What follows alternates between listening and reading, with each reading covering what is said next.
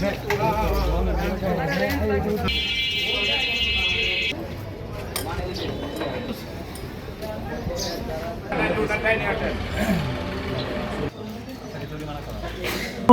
নিয়মিত mobile court আমরা প্রতি মাসে বিভিন্ন নির্দিষ্ট এলাকা পরিদর্শন করে আগে যদি আমরা বুঝতে পারি যে এলাকায় বেশ কিছু অবৈধ সংযোগ আছে সেই অনুযায়ী আমরা আসি।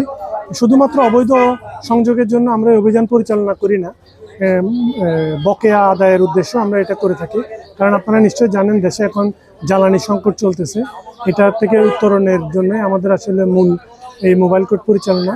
তো এখানে আমাদের সাথে ডিসি অফিস থেকে একজন ম্যাজিস্ট্রেট আছেন, আমাদের জরুরি শাখার ব্যবস্থাপক আছেন, জবিও ঘোড়াশালের ব্যবস্থাপক আছেন এবং তিতাসের অন্যান্য শাখা এবং বিভাগের কর্মকর্তা, তারপরে গোয়েন্দা বিভাগের লোকজন, এসএসএফ, বিজিএফআই এবং পুলিশের লোকজন আছেন। এটা একটা যৌথ অভিযান। তো আমরা এই পর্যন্ত বেশ কিছু অবৈধ সংযোগ পেয়েছি, তারপরে আপনার বৈধ গ্রাহক কিন্তু অতিরিক্ত ব্যবহার করছেন সেরকম পেয়েছি, তারপরে আপনার কমার্শিয়াল আবাসিক গ্রাহক কিন্তু তারা কমার্শিয়াল ব্যবহার করছেন এই ধরনের কিছু কাস্টমার পেয়েছি, এবং 2 বছর 2.5 বছর গ্যাস বিল পরিশোধ করেননি এমন গ্রাহক আমরা পেয়েছি।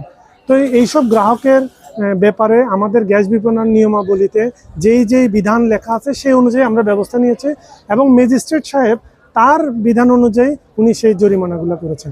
মাসে এটা চলমান প্রক্রিয়া, আমাদের প্রতি মাসে এই ধরনের অভিযান চলবে, এটা আমাদের রুটিন ওয়ার্ক।